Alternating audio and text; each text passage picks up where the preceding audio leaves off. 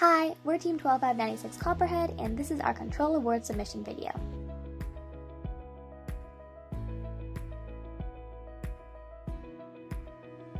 Our two main rev sensors were touch sensors that we used to control our pivot angle and elevator height.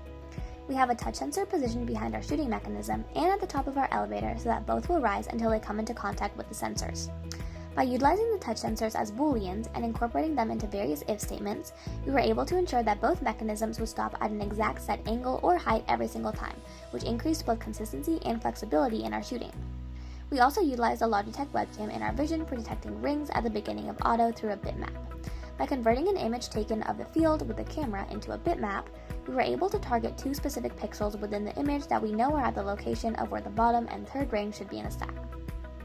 By accessing the RGB values of these pixels and comparing the amount of red and blue in each pixel, along with the difference between the color values of the two pixels, we were able to accurately determine if there were 0, 1, or 4 rings in the starter stack.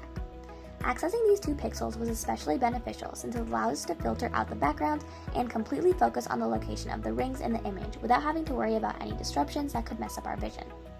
In terms of driver-controlled enhancements, we implemented a slow mode in which our base driver can push one button and automatically switch to half speed, and this allowed for more control and precision when we were aligning with the wobble bowl in endgame.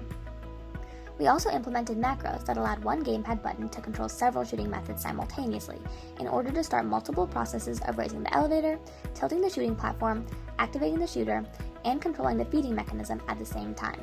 This enabled us to eliminate potential driver error in the shooting process and any excess time that would have been wasted making tiny adjustments.